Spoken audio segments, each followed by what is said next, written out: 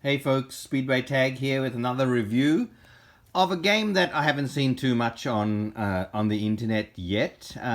It's kind of new, I guess, 2021 I think, or 2020, maybe 2021.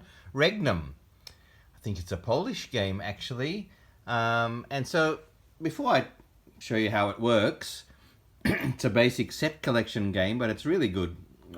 We really enjoy it. But I wanted you to see the artwork on these cards, all laid out like this, because I think it's fairly impressive. So you've got banners at the top there. They're going to be some special scoring conditions or objectives you'll be going for as you set collect.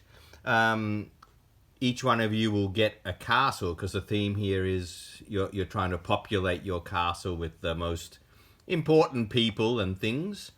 And so each one of you are going to get one of these castles, and they look really, really great. On the back of them, on the back of each one, that's in a number of languages here, but if you can find the English, it says you may play one extra turn once during the game, right there. So each castle, as is quite common with these kind of games, which is fair enough, gives you a special ability that no one else has, ability to break the rules, Cosmic Encounter style, I guess. Alright, so there are your scoring objectives up there. For example, the yellow objective says the player with the most yellow characters wins 3 points, and so on. I've showed you the castles, and then you've got the things that you are collecting, and that is the characters and the buildings. Okay, so you've got the queen and the king and the princess. You've got the people in the armory. You've got a thief there. You've got some of the commoners. The blue characters are the commoners. There's a commoner's house, the armory. That's the palace where the royal family lives. You've got a wizard and a joker and an executioner. And these are the sets that you're collecting to put into your castle. And you buy those characters by handing in your resources, which are over here. Normal size cards. These are all lovely tarot size cards, and you buy those characters by handing in these resources. So the yellow resources are the jewels and the gold and the valuable stuff. The blue resources are basically the food and the provisions. The red resources are the weapons and so on, and there's a couple of double ones where you can choose which one you want to use. How the game works is, I'll quickly show you, and I'll quickly set it up for you here. So you get all these character cards together. Okay. Okay, you're going to shuffle them up. Hope I'm going to shuffle them properly and get a decent thing. Each one of you is going to get a castle. So let's say randomly I get Montreux, and my opponent gets Edinburgh Castle. Montreux, its ability is if there is a tie, you win, which is really cool. And the Edinburgh ability there is no one can remove or take cards from your hand, which is also really, really useful, because each one of these characters, I've actually forgotten to show you. I should have shown you this, but each one of these characters have their score, and an extra score if you get other cards along with this character. But also a number of the characters have these abilities that when you buy this character, you have to perform this ability straight away. Swapping a card with someone else, taking a card from the deck for free. Some of these other ones have got, here's another. So the abilities there in the bottom corner of some of the cards, I think that's cancelling out a set that someone's already collected or something like that. Anyway, but you get the picture. So to set the game up, we're gonna put the character deck there, and we're gonna reveal 4 of them. That's your market, if you like.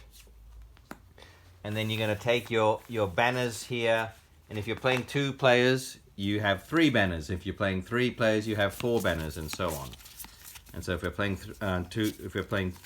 two players, we're going to use 3 banners.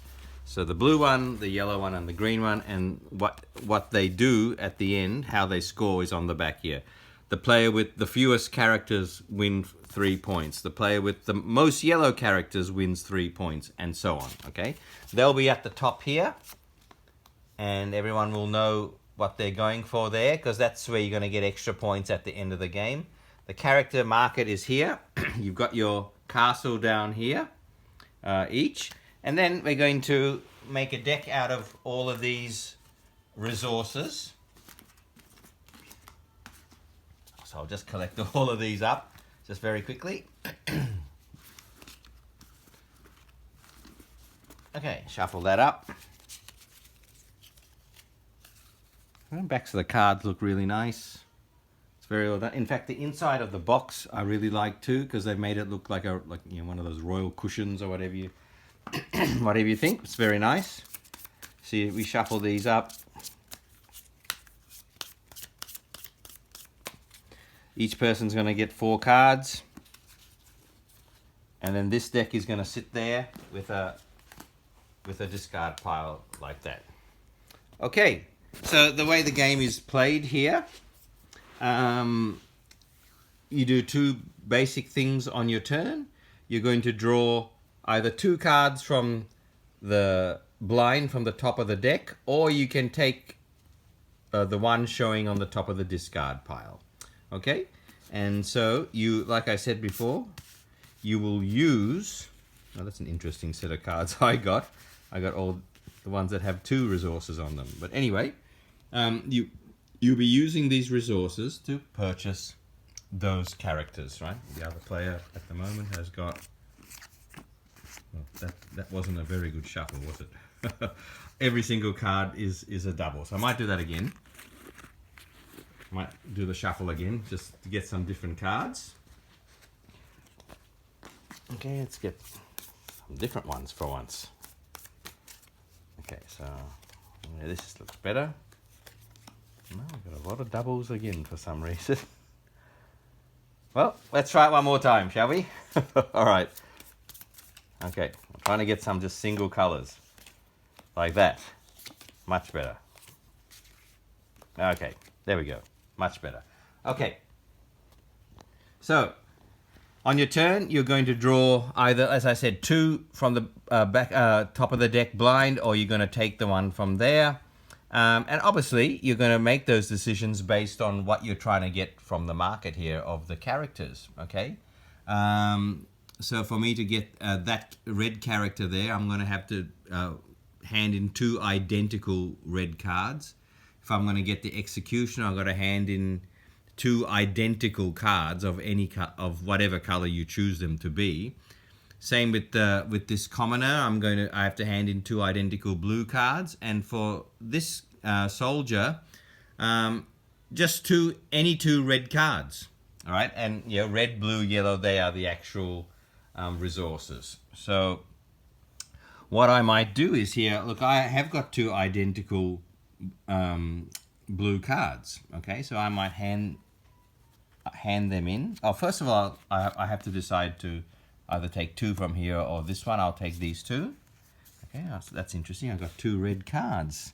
I might actually hand in those 2 red cards.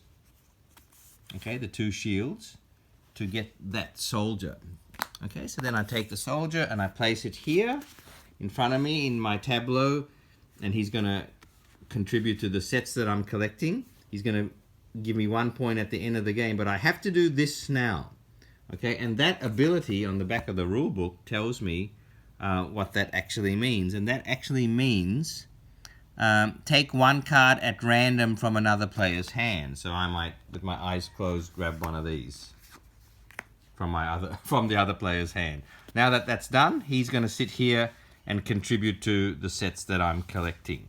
Okay, and that's how we go. So then this person is going to have a turn. We refill the market of the characters. Oh, we've got him again. And then this person might have a turn. They might take 2 cards from the top here and then decide what to do. Obviously, I haven't shuffled this deck very well, as you can see. Okay, they might actually use the 2 blue resources, the provision resources, hand those in and collect the blue commoner. And she is going to be worth 3 at the end of the game. And you have to do this once you bring her into your tableau. And that actually means draw 2 resources and then discard 1. Okay, so this player is going to be able to draw 2 cards and decide which one they want to keep. So they might keep the sword and discard the shield, and so on. And we keep going like this as we start to build up sets in front of us, keeping in mind what we're going for. If we want to get some extra points by claiming those objectives at the end of the game ends when either that deck runs out or this deck runs out. There's some nice there are some nice combinations to be made here. For example, if I don't have 2 identical yellow cards, but if I did, and I bought the princess, she's 1 point for me at the end of the game, but an extra point if I get the king and the queen as well. So that makes sense. Some of these other characters, so there's another princess. Some of these other characters have got some interesting. Here's the king. Okay, I'm going to get an extra 2 points there if I get the queen as well, obviously. Makes sense. Some of these others, this one, okay? So this one is the commoner's cottage. 2 points just for having it, but an extra point for every commoner I also have, and that makes sense. Okay, so if this person collected this cottage in their tableau, okay, like that, and they do have a commoner already in their tableau, so that would get them an extra point from this cottage. Okay, and if you can get all 3 commoners, you're going to get an extra 3 points. Points are pretty hard to come by in this game, we found. So making those little combos are pretty important. Okay. Similarly, there's an armory tent as well in there somewhere. You would have seen it when I was showing you all the cards, and that has +1 for every red character that you also have, because that's where they hang out, in the armory tent. So again, very thematic, a nice little way to make up some sets and get some combos going as well. The jokers obviously have some special abilities. The thief is a point, but you get to swap cards with somebody, and so on. So, and then of course, as we've seen at the start, the back of your castle comes into play as well. At the end of the game, you're going to have a whole heap of characters here, just like any set collection game. You're going to count up the points on the bottom left-hand corner. You're also going to count up any extra points if they're also mentioned there. And then you're going to see who wins the objectives up there. Add them up. Whoever has the most points wins.